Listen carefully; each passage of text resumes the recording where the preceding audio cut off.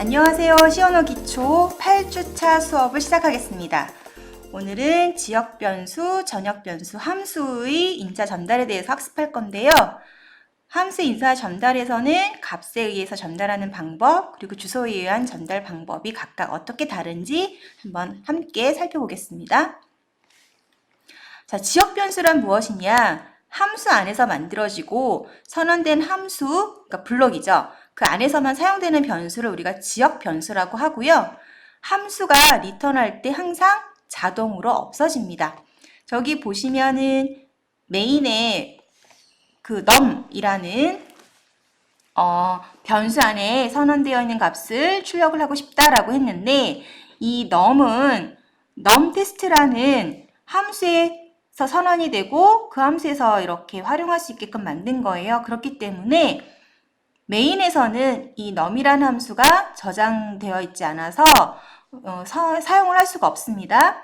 그래서 여기선 쓰레기 값을 가지게 되는 거죠. 그리고 변수 num의 사용 범위는 바로 이 함수 안에 있어요. 그래서 이거는 에러가 나오게 됩니다. 자, 그 서로 다른 함수에서 같은 이름의 변수를 선언하는 경우에 어떻게 사용이 되는지 한번 살펴보겠습니다. 먼저 메인에서 num이라는 변수를 선언해주고 21이라는 값을 넣어줬습니다. 그래서 프린트를 했어요. 그러면은 이 21이 출력이 되고요. 그리고 numTest라는 함수를 호출하면서 5라는 값을 넘겨줬습니다. 그럼 이 5가 x로 받아지고요. 그리고 이 numTest 함수가 실행이 되는데 이 numTest 함수가 실행이 되면서 여기서 또 int num 해서 num이라는 변수를 하나 더 만들어줬습니다. 그래서 이 변수는 7이라는 값을 갖게 되죠. 그러면은 메인에서 선언된 num이라는 변수와 numTest에서 선언된 num이라는 변수는 각각 다른 곳에 다른 저장 장소에 저장된 다른 변수가 되는 겁니다. 그래서 메인에서는 21이 출력이 되고요. numTest를 호출했을 때 출력되는 값은 이 21과 받아온 값 5, x, 5에 들어있는 x값인 5와 곱한 결과인 7, 5, 35란 값이 출력이 되는 거죠. 자, 한번 프로그램으로 만들어서 확인을 해봤습니다. 자, DVC++를 열어주시고요. 그리고 먼저 함수에 대한 정의를 해주고, 그리고 메인 함수에 이제 num 선언해주고, 그 다음 초기값 21을 넣어줬어요. 그리고 프린트를 합니다. 메인에 있는 num은 얼마냐? 프린트 해주고요. 그 다음에 numTest 함수를 호출합니다. 그래서 x에 5란 값을 넣어주고, 그래서 인수를 5로 해서 numTest를 호출했어요. 그 다음에 numTest에 대해서 이렇게 선언해줬습니다. 그래서 numTest에서도 num이라는 변수를 선언해주고 초기값을 7로 넣어줬어요. 그 다음에 프린트를 하는데 이 7과 호출 받을 때 받았던 매개 변수 x에 들어간 5를 곱해서 그 결과값을 출력해주는 그런 프로그램을 만들어 봤습니다. 그래서 컴파일하고 실행을 했더니 메인에 있는 num은 21이라는 값을 갖고요. 그 다음에 그 numTest라는 함수에서는 num7, 그 다음에 x값 5 곱한 35가 출력되는 것을 우리가 확인할 수 있습니다. 자, 그래서 이제 지역 변수인 경우에 또는 다른 변수인 전역 변수인 경우 이런 거 마찬가지로 자, 지역 변수인 경우에 같은 함수를 여러 번 호출하는 경우 어떻게 될까? 물론 함수를 여러 번 호출하는 게 가능하죠. 그래서 전역 변수인 경우와 지역 변수인 경우가 약간 다른데요. 지역 변수인 경우에는 호출할 때마다 변수가 새로 선언이 됩니다. 그래서 초기값을 계속 가지게 되는 거죠. 그래서 여기 보시는 것처럼 local f라는 함수가 있고요. 이 함수를 지금 메인에서 2번 호출했습니다. 2번 이렇게 호출했는데 2번 호출하면 호출할 때마다 여기 선언된 num에는 0이라는 초기값이 들어가게 됩니다. 그래서 그냥 num은 0이 출력이 되고 그 다음에 num이 하나 증가가 됐는데요. 함수가 끝났어요. 그러면 이거는 없어지죠. 그래서 또 local f를 출력을 하게 되면 다시 초기값 0이 되는 거죠. 그래서 호출할 때마다 변수는 새로 선언이 돼서 자, 그래서 이 프로그램을 한번 실행을 해봤습니다. DVC++에 이제 먼저 void local f 해서 먼저 선언을 해줬고 정의를 해줬죠. 그리고 나서 메인에서 두 번 호출했습니다. 그리고 local f는 int num equal 0해서 0이란 초기값을 가진 num이라는 변수를 선언해줬고요. 그리고 이 num 변수를 이제 출력을 하는데 이때 보시면은 여기 num ++가 돼 있어요. 그래서 여기 가진 초기값 0이 먼저 출력이 되고 그 다음에 num은 1이 되는 거죠. 예, num은 그 다음에 1이 됐는데 지금 여기서 종류에서 빠져나왔기 때문에 이 num이라는 변수는 사라지게 됩니다. 자, 그러면 한번 실행을 시켜 보겠습니다. 그래서 호출할 때마다 새로 num이 생성이 되기 때문에요. 둘 다 이렇게 0이란 값을 출력을 하게 되는 거죠. 자, 그럼 이번엔 전역 변수를 한번 보겠습니다. 자, 전역 변수는 프로그램 전체에서 사용될 수 있는 변수예요. 프로그램 전체에서 사용이 될 수가 있는데 프로그램이 시작될 때 미리 생성을 하고 그 다음에 프로그램이 종료될 때 해제가 됩니다. 그러니까 시작부터 종료까지 사용할 수 있는 변수입니다. 그리고 전역 변수의 선언문은 소스 파일 시작 부분에 적어줘야지 전체 프로그램에 다 사용할 수가 있어요.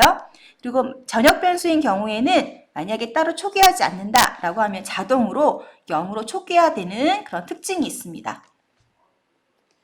자, 그러면 한번 전역 변수 선언한 예를 가지고 한번 살펴보겠습니다. 자, 먼저 include std의 5.h 해준 다음에요. 전역 변수 선언했어요. int num 했죠? 그리고 자, 여기 void local f에서 그 함수를 먼저 만들어 줬는데요. 여기서 num 해서 num 출력을 했어요. 그러면은 이제 요 부분이 이제 선언이 되어 있고 그 다음에 메인에서 똑같이 이제 local f를 불렀습니다. 이때 num equal 0을 해줬어요. 그래서 이 num equal 0이라고 되어 있는 거는 바로 뭐냐면은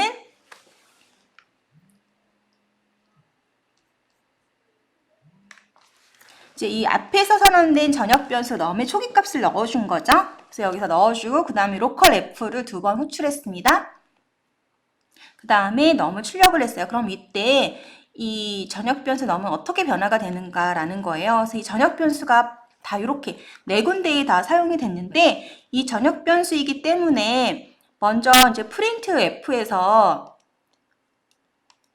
출력이 되게끔 이제 만들어 줬는데요. 자, 여기에서 이제 num이 0이 출력이 되겠죠? 그 다음에 플러스 했기 때문에 num은 여기에서 1이 됐어요. 그 다음에 local f 한번 불렀기 때문에 이번에는 1이 출력이 되고요. 그 다음에 num은 2가 됐죠. 증가가 됐으니까. 그 다음에 num 출력하니까 여기서는 2가 출력이 되는 거죠. 그래서 프린트문이 지금 이거 두 번, 그리고 여기 한 번이 출력이 되니까 0, 1, 2 이렇게 출력되는 것을 우리가 프로그램을 통해서 확인할 수가 있습니다. 그러면은 한번 프로그램 실행을 해보겠습니다. 자, 먼저 전역 변수 선언해 줬고요. 그 다음에 함수 해줬고 그리고 메인 함수에서 local f에서 두 번을 불렀습니다. 그 다음에 프린트문 실행을 했어요. 그 다음에 컴파일을 실행을 했더니 0, 1, 2 이렇게 나오는 것을 우리가 확인할 수 있습니다. 자, 그러면 지역 변수와 전역 변수의 변수 영역에 대해서 한 번 더 정리를 해보면 자, 블록 범위가 달라질 때 같은 이름의 변수를 여러 번 선언할 수 있습니다. 자, 이때 변수의 영역 규칙이 있는데 항상 가까운 블록 안에 선언된 변수 이름이 우선적으로 사용되는 것. 이게 바로 변수의 영역 규칙입니다. 같은 이름을 쓸 수 있지만 이제 가까운 블록 안에 선언된 변수 이름을 우선적으로 사용한다는 거죠. 그리고 전역 변수와 지역 변수 이름이 같아지는 것을 막기 위해서 보통 전역 변수 이름은 특별하게 짓는 것이 좋고요. 그래서 일반적으로 앞에 이렇게 접조어를 적어줍니다. 그래서 이거는 전역 변수의 그러니까 글로벌, 그래서 G 밑줄을 접두사로 붙여줍니다. 그래서 구분을 해주는 거죠. 그래서 이렇게 보시면은 int num equal 10 이거는 이제 전체적으로 프로그램 전체적으로 사용할 수 있게끔 제일 위에다 선언해 줬고요. 그리고 메인에서 또 num int main을 선언했습니다. 이거는 메인 함수에서 사용할 수 있는 num이라는 변수고요. 그 다음에 while 블록 안에 보면 또 num을 선호해줬어요. 그럼 이거는 이 블록 안에서 사용할 수 있는 그런 num인 거죠. 그래서 이 블록 안에서는 이 num 값이 30이 돼요. 그래서 여기 출력을 하게 되면은 30이 출력이 되고 플러스 됐으니까 31이 됐어요. 자, 이거는 num이 25보다 크니까 브레이크 빠져나옵니다. 그 다음에 num을 출력을 했는데요. 이 num은 여기에 있는 num이에요. 그래서 여기에서는 20이 출력이 되고요. 그 다음에 테스트를 호출했습니다. 테스트에서는 이건 전역 변수 10이 여기 출력이 되는 거죠. 그래서 여기서는 10이 출력이 됩니다. 그래서 이렇게 지역 변수, 전역 변수에 따라서 변수의 영역이 각각 다르게 되는데 항상 가까운 블록 안에 있는 변수의 값을 사용한다는 거 요거 주의해 주세요. 자, 그러면 지역 변수와 전역 변수에 대해서 한번 정리해 봤는데요. 특징을 보면 자, 사용 범위를 한번 보겠습니다. 사용 범위는 지역 변수는 함수 아니고요. 전역 변수는 프로그램 전체에서 쓸 수 있어요. 그리고 이제 생성하는 데 있어서 어떻게 생성을 하느냐?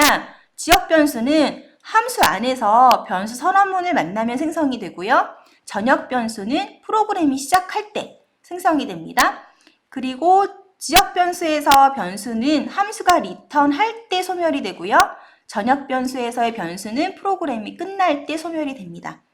만약에 지역 변수를 사용하기 전에 초기화하지 않았다. 그러면 쓰레기 값을 갖게 되는 거죠. 그리고 전역 변수에서 선언하지 않았다. 그러니까 초기 값을 넣어주지 않았다. 라고 하면은 0으로 자동으로 초기화가 됩니다. 자, 이런 특징들이 있습니다.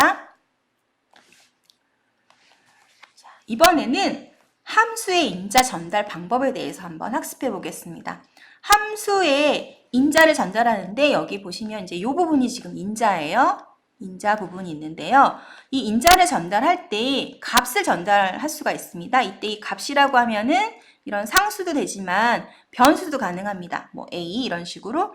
자, 이럴 때는 이 전달할 때 값만 전달해 주는 거고요. 그 다음에 주소에 의해서 전달할 수가 있습니다. 이렇게 되면은 같은 주소를 사용을 하게 돼서 이 함수 안에서 이 num 값이 바뀌면은 이 num 값 전달해 줬는데 이 num 값의 주소를 전달해 줬기 때문에 받은 곳의 매개 변수의 값이 바뀌게 되면은 이 num에 있는 그 값도 바뀌게 되는 거죠. 자, 요걸 한번 우리가 예제를 통해서 비교하고 확인을 한번 해보겠습니다. 자, 값에 의한 전달은 함수를 호출할 때 넘겨주는 인자의 값을 함수 정의에 있는 매개 변수로 복사해서 전달하는 방식에서 값을 복사해 줍니다. 값을 복사. 그래서 복사에 의한 전달입니다. 복사에 의한 전달이고요. 함수 안에서 매개 변수 값을 변경을 해요. 변경을 하더라도 함수를 호출한 곳에 있는 인자의 값은 바뀌지 않습니다. 그냥 값만 넘겨줬기 때문에 함수 호출한 곳에 있는 인자의 값은 그대로 남아있는 거죠. 자, 이게 바로 값에 의한 전달이고요. 한번 프로그램을 보면 자, swap이라는 함수인데 자, 여기 보면 함수 안에서 매개 변수로 x값과 y값을 받았어요. 근데 x값과 y값 받은 거를 템프를 이용을 해서 두 개를 서로 교환을 합니다. 그래서 x값을 템프에 넣어주고요. y값을 x에 넣어주고 템프값을 x에다 넣어줍니다. 그렇게 되면은 자, 이렇게 템프가 있어요. 템프가 있고 네. 그리고 x가 있습니다. 그리고 y가 있어요. 그러면 이들이 서로 교환이 되는 거죠. x값을 템포에다 일단 넣어주고 네. 그리고 이 y값을 x에다 넣어주고요. 템포에 있던 x값을 y에다 넣어주면 서로 x하고 y가 서로 교환이 돼서 바뀌게 되는 그런 함수예요. 근데 이 함수를 사용을 하는데 값에 의해서 이 값을 전달하는 거예요. 인자를 전달하는 거예요. 그래서 여기 보시면은 A에 10, B에 20을 넣었는데 A, B에서 이 변수값을 10과 20을 전달했습니다. 그러면 수합 전에 A는 10이 되고요. 수합 후는 B는 20이 돼요. 그 다음에 수합 함수에다 10하고 20을 전달했습니다. 전달했더니 여기에서 X하고 Y값이 서로 바뀌는데 X가 10이 되고 Y는 20을 받았는데 프로그램에서 템프를 이용해서 서로 바꿨기 때문에 이제 y는 10이 됐고요. x는 20으로 바뀌었어요. 그렇지만 함수를 빠져나오면 원래 있던 이 a, b 그대로 갖게 되는 거죠. 그래서 이게 값에 의한 전달 과정을 보시면은 자, A는 그대로 X 값으로 들어가요. A 값. 10으로 갖고 있던 이 A 값이 이제 X로 갖게 되는 거죠. 예, X로 A가 넘어가고 이 A가 이렇게 X로 넘어가게 되는 겁니다. 그 다음에 이제 B 22 이렇게 인자로 전달이 돼서 Y 값으로 이렇게 전달이 되는 거죠.